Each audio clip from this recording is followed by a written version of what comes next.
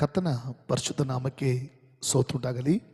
ಪ್ರೀತಿಯ ದೇವರ ಮಕ್ಕಳೇ, ಮತ್ತೆ ಈ ಡೈಲಿ ಡೆಲಿವರೆನ್ಸ್ ಸೇವೆ ಮೂಲಕ ನಿಮ್ಮನ್ನು ಸಂಧಿಸುವಂತೆ ದೇವರು ಕೊಟ್ಟಂಥ ಈ ಮಹಾ ಕೃಪೆಗಾಗಿ ನಾನು ಕರ್ತನಿಗೆ ಸ್ತೋತ್ರಿಸ್ತೇನೆ. ನಿಮ್ಮ ಎಲ್ಲರನ್ನ ಯೇಸು ಕ್ರಿಸ್ತುವಿನ ನಾಮದಲ್ಲಿ ವಂದಿಸ್ತೇನೆ, ಆಶೀರ್ವದಿಸ್ತೇನೆ. ದೇವರು ನಿಮ್ಮ ಜೀವಿತದಲ್ಲಿ, ನಿಮ್ಮ ಕಾರ್ಯಗಳಲ್ಲಿ, ನಿಮ್ಮ ಕುಟುಂಬಗಳಲ್ಲಿ ಪ್ರತಿದಿನ ಬಿಡುಗಡೆ ಮಾಡಬೇಕೆಂಬುದಾಗಿ ಯೇಸು ಕ್ರಿಸ್ತುವಿನ ನಾಮದಲ್ಲಿ ನಿಮ್ಮನ್ನು ಶುಭ ಕೋರುತ್ತೇನೆ.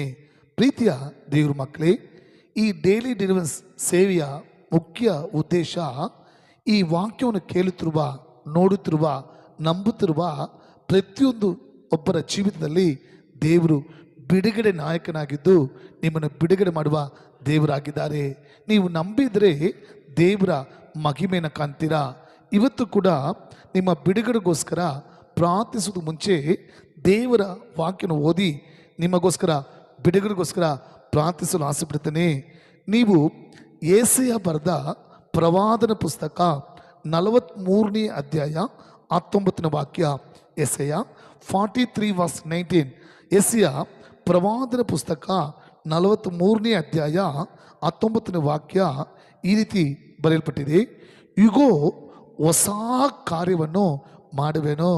ಪ್ರೀತಿಯ ಸಹೋದರ, ಪ್ರೀತಿಯ ಸಹೋದರಿ, ಈ ಡೈಲಿ ಡೆಲಿವರೆನ್ಸ್ ಸೇವೆ ಮೂಲಕ ದೇವರ ವಾಕ್ಯವನ್ನು ನೋಡುತ್ತಿರುವ ಪ್ರತಿಯೊಬ್ಬರು ನೋಡಿ ಏಸಪ್ಪ ಹೇಳ್ತಿದ್ದಾರೆ, ಮಗನೇ, ಮಗಳೇ, ಇದು ನಿನ್ನ ಜೀವಿತದಲ್ಲಿ ಹೊಸ ಕಾರ್ಯವನ್ನು ಮಾಡುವೆನು. ಆಮೇನ್. ಪ್ರೀತಿಯ ಸಹೋದರ, ಏನೋ ಒಂದು ಕಾರ್ಯದಲ್ಲಿ ಒಂದು ಬಿಡುಗಡೆಯನ್ನು, ಒಂದು ಅದ್ಭುತವನ್ನು, ಒಂದು ಜಯವನ್ನು ನೀವು ಎದುರು ನೋಡ್ತಾ ಇದ್ದೀರಾ.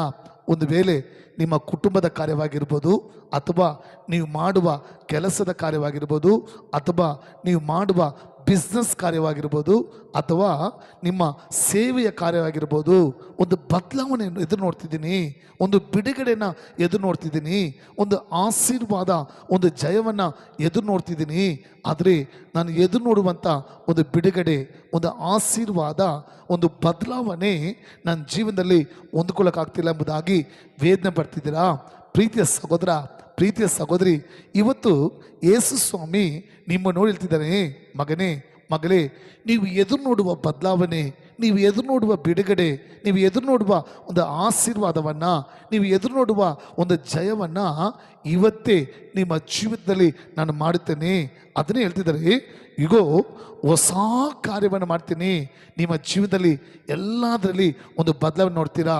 ಒಂದು ವೇಳೆ ಕೆಲಸ ಇಲ್ಲ ಅಂತ ದುಃಖದಲ್ಲಿದ್ದೀರಾ, ಬಿಸ್ನೆಸ್ಸಲ್ಲಿ ನಷ್ಟಪಟ್ಟು ಕಣ್ಣೀರಲ್ಲಿದ್ದೀರಾ, ಕುಟುಂಬದಲ್ಲಿ ಬಿಡುಗಡೆ ಇಲ್ಲ, ನನ್ನ ಜೀವಿತದಲ್ಲಿ ಬಿಡುಗಡೆ ಇಲ್ಲ, ನನ್ನ ಸೇವೆಯಲ್ಲಿ ಬಿಡುಗಡೆ ಅಂತ ದುಃಖದಲ್ಲಿದ್ದೀರಾ.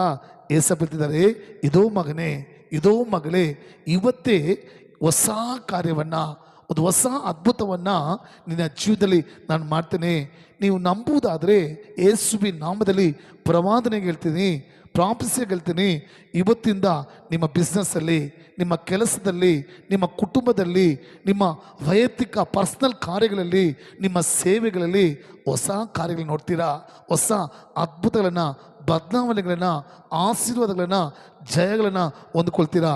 ನಂಬೂರು ಮಾತ್ರ ಹಾಗೆ ಕಣ್ಣು ಮುಚ್ಕೊಂಡು, ಹೌದೇಸಪ್ಪ, ನಾನು ನಂಬ್ತಿದ್ದೀನಿ, ಇವತ್ತಿನಿಂದ, ಈ ಕ್ಷಣದಿಂದ, ಈ ನಿಮಿಷದಿಂದ ನನ್ನ ಜೀವಿತದಲ್ಲಿ, ನನ್ನ ಕುಟುಂಬದಲ್ಲಿ, ನನ್ನ ಸೇವೆಯಲ್ಲಿ, ನನ್ನ ಬಿಸ್ನೆಸ್ಸಲ್ಲಿ, ನನ್ನ ಕೆಲಸದಲ್ಲಿ ಹೊಸ ಕಾರ್ಯ ಮಾಡ್ತೀಯಪ್ಪ. ಅದು ಹೊಸ ಬದಲಾವಣೆ, ಹೊಸ ಒಂದು ಬಿಡುಗಡೆ, ಜಯವನ್ನು ನೀವು ಕೊಡ್ತೀಯಪ್ಪ. ನಾನು ನಂಬುತ್ತೇನೆ ಸ್ವಾಮಿ ಅಂತ ಹೇಳುವಾಗಲೇ, ಸ್ವಾಮಿ ಈ ವಾಕ್ಯವನ್ನು ಕೇಳಿ ನೋಡಿ ಯಾರೆಲ್ಲ ನಂಬಿ ಒಂದು ಬದಲಾವಣೆ, ಒಂದು ಬಿಡುಗಡೆ, ಒಂದು ಹೊಸ ಕಾರ್ಯವನ್ನು ಎದುರು ನೋಡ್ತಿದ್ದಾರೋ ಅಷ್ಟು ಜನ ಜೀವನದಲ್ಲಿ ಯೇಸುವಿನ ನಾಮದಲ್ಲಿ ಹೊಸ ಕಾರ್ಯ ಮಾಡಪ್ಪ. ಹೊಸ ಬದಲಾವಣೆ ಉಂಟಾಗಲಿ, ಜಯ ಉಂಟಾಗಲಿ, ಬಿಡುಗಡೆ ಉಂಟಾಗಲಿ. ಯೇಸು ಕ್ರಿಸ್ತುವಿನ ನಾಮದಲ್ಲಿ ಈ ಕ್ಷಣದಲ್ಲಿ ಅವರಿಗೆ ಆಶೀರ್ವಾದ ಉಂಟಾಗಲಿ.